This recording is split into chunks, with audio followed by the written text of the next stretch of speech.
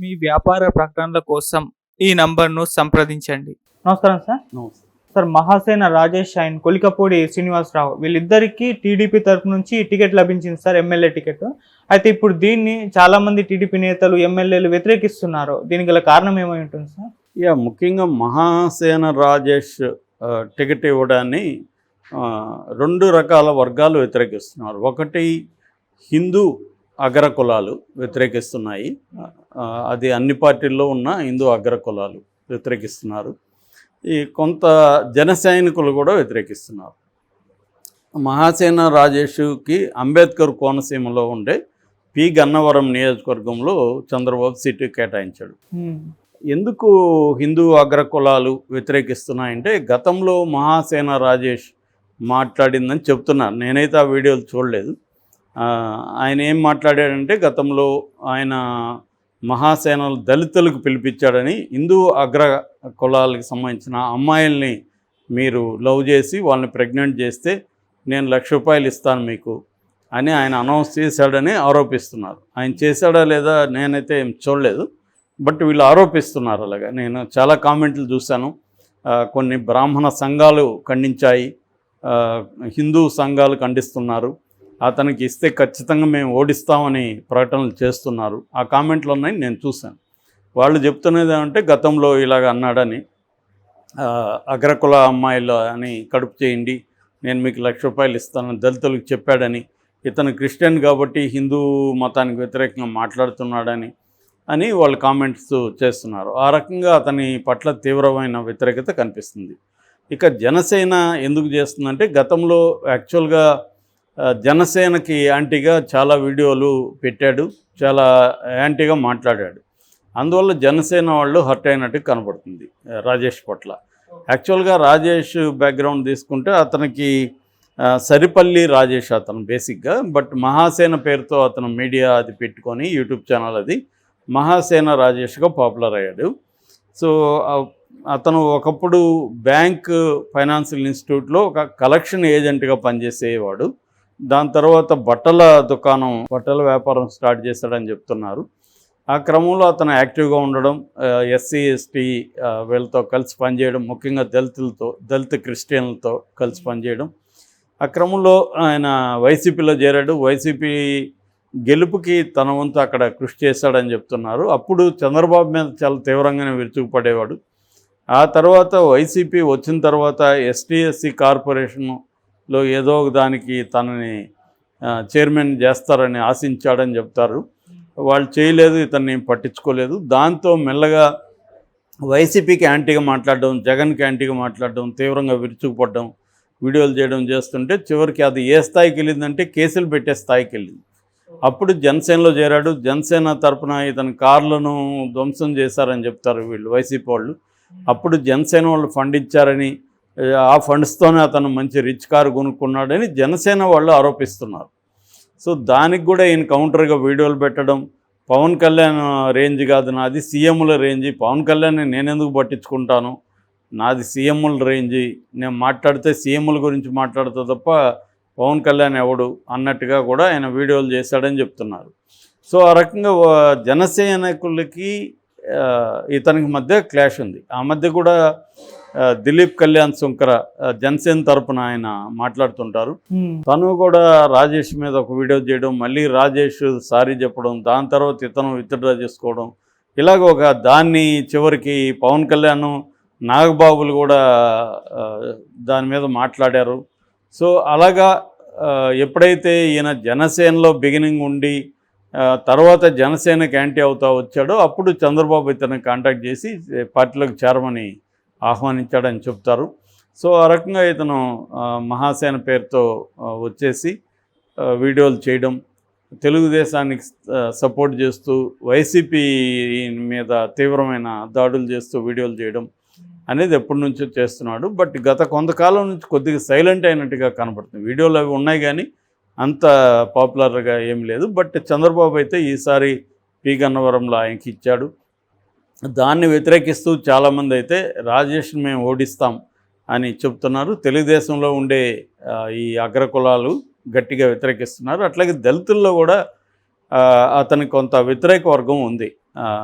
మహాసేన రాజేష్ ముందు నుంచి కూడా దళితుల సెక్షన్లలో కూడా వ్యతిరేకత ఉంది. మరి ఈయన ఇంత వ్యతిరేకత ఉన్నప్పుడు చంద్రబాబు ఎందుకు ఇచ్చాడు అన్న కూడా చాలామందికి డౌట్ ఉంది. బట్ చంద్రబాబు ఏంటంటే సర్వేలు చేయించి ఖచ్చితంగా మహాసేన రాజేష్కి బలం ఉంది, అక్కడ దళితులలో చాలా స్ట్రాంగ్ అతను, రెండోది మంచి వాగ్దాటి ఉంది, మాట్లాడగలడు, ప్రజెంటేషన్ బాగా చేయగలడు, సో ధైర్యం ఉంది, కాబట్టి ఇతన్ని మనం పార్టీలోకి తీసుకుందాం. ఎందుకంటే వైసీపీకి యాంటీగా గట్టిగా మాట్లాడుతున్నాడు. దళిత సెక్షన్ కొంతవరకు చంద్రబాబుకి వీక్ ఉంది, మొత్తం మెజారిటీ అంతా కూడా ఇతని వైపు ఉన్నారు, జగన్ వైపు. ఓకే. సో అందుకని కూడా చంద్రబాబు ఆలోచించుండొచ్చు. సో ఆ రకంగా చంద్రబాబు ఇవ్వడంలో చంద్రబాబు వైపు నుంచి చూసినప్పుడు అదేం తప్పు కాదు. బట్ వ్యతిరేకత అయితే ఉంది. ఈ వ్యతిరేకతను మరి ఎలా తగ్గిస్తారు, చంద్రబాబు ఏమైనా ఇంటర్వ్యూన్ అవుతాడా అనేది మనం చూడాలి.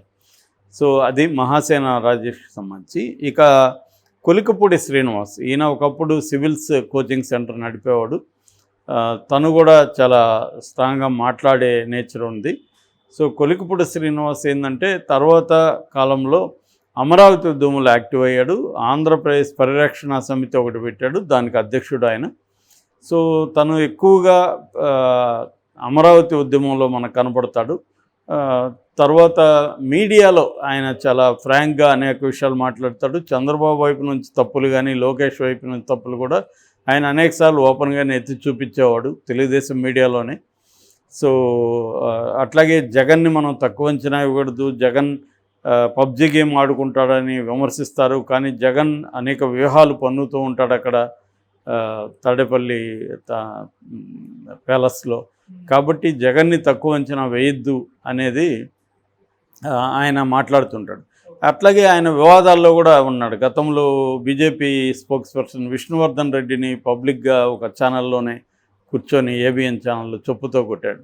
అప్పుడు అట్లా అది చాలా సివియర్ అయింది, ఈయన మీద కేసులు పెట్టారు, బీజేపీ వాళ్ళంతా కూడా సీరియస్ అయ్యారు. దాని తర్వాత ఈ మధ్య వ్యూహం తీసిన రామ్ గోపాల్ వర్మని ఆయన తలదిస్తే నేను ₹1 కోటి ఇస్తానని అనౌన్స్ చేసి ఇది వచ్చారు. అందుకనే ఇప్పుడు టికెట్ ఇస్తే కూడా చాలామంది ఏం చెప్తున్నారంటే లోకేష్కి నచ్చాడు, ఎందుకంటే లోకేష్కి రామ్ గోపాల్ వర్మ అంటే పడదు, అట్లాంటి అతను తలదిస్తే ₹1 కోటి ప్రకటించాడు కాబట్టి ఈయనకే టికెట్ ఇవ్వాలని లోకేష్ రికమెండ్ చేశాడని కూడా అంటున్నారు. కానీ ఆయన ప్రత్యేకంగా పవన్ కళ్యాణ్ కృతజ్ఞతలు తెలియజేస్తున్నారు. మీ పుణ్యమే నాకు ఈ సీట్ వచ్చింది అన్నట్టుగా మాట్లాడుతున్నాడు. సో ఏదేమైనా ఆయన ప్రత్యర్థుల మీద చాలా స్ట్రాంగ్గా మాట్లాడగలుగుతాడు కాబట్టి కూడా ఆయనకి ఇది ఇచ్చి ఉండొచ్చు. అట్లాగే అమరావతి ఉద్యమాన్ని సజీవంగా నిలపడంలో ఆయన పాత్ర ఉంది. ముఖ్యంగా ఆయన టీవీ ఛానళ్ళలో నిరంతరం ఉండడం, మీడియాలో నిరంతరం ఉండడం, పోస్టులు పెట్టడం, మాట్లాడడం చేస్తున్నాడు. తెలుగుదేశంలో ఈ మధ్య చేరాడు, కొన్ని రోజులకు ముందే తెలుగుదేశంలో చేరాడు ఆయన. సో ఆయనకి తిరువూరు ఇవ్వడం కూడా చాలామందికి షాక్ అయింది. ఆల్రెడీ తిరువూరు టికెట్ ఆశిస్తున్న వాళ్ళు కావచ్చు, తెలుగుదేశంలో అనేక మంది శ్రేణులు కావచ్చు, ఇతను తెలుగుదేశంలో ఉండడాన్ని జీర్ణించుకోలేకపోతున్నాడు. ఎందుకంటే అతను తెలుగుదేశాన్ని కూడా అదే మీడియాలో కూర్చొని విమర్శించిన సందర్భాలు ఉన్నాయి. అట్లాగే వైసీపీని జగన్ని పొగిడిన సందర్భాలు కూడా ఉన్నాయి అక్కడే కూర్చొని. అంటే అతను జగన్ సోషల్ ఇంజనీరింగ్ ఎంత గొప్పగా చేస్తున్నాడని పొగిడాడు. అలాంటివన్నీ ఉన్నాయి ఆయన పట్ల వ్యతిరేకతకి కారణాలు అనమాట. ఓకే.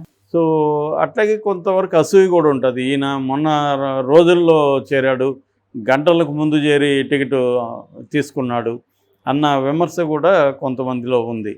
సో కానీ చంద్రబాబు ఏంటంటే వీళ్ళిద్దరూ చాలా ఇంపార్టెంట్ లీడర్సు, మహాసేన రాజేష్ కానీ ఇతను కానీ. అంటే ప్రజా ఉద్యమాల్ని వాళ్ళు పెద్ద ఎత్తున నిర్మించకపోయినా సోషల్ మీడియాలో చాలా యాక్టివ్గా ఉంటారు. ఇవాళ సోషల్ మీడియా కూడా ఇంపార్టెంట్. సోషల్ మీడియాలో కూడా ప్రజాభిప్రాయాన్ని మోల్డ్ చేయడం అనేది చాలా బలంగా జరుగుతుంది. గతంలో అంటే ప్రజా ఉద్యమాల్లో ఉంటేనే ప్రజల్ని ఇన్ఫ్లుయెన్స్ చేయడం సాధ్యమయ్యేది. ఇవాళ ప్రజా ఉద్యమాల్లో ప్రత్యక్షంగా ఫిజికల్గా లేకపోయినా సోషల్ మీడియాలో ఉండి కూడా చేయొచ్చు. అయితే వీళ్ళిద్దరూ కంప్లీట్గా ప్రజా ఉద్యమాలకు దూరం అని కూడా చెప్పలేము. వీళ్ళిద్దరూ కూడా ఎంతో కొంత ప్రజా ఉద్యమాల్లోనే ఉన్నారు.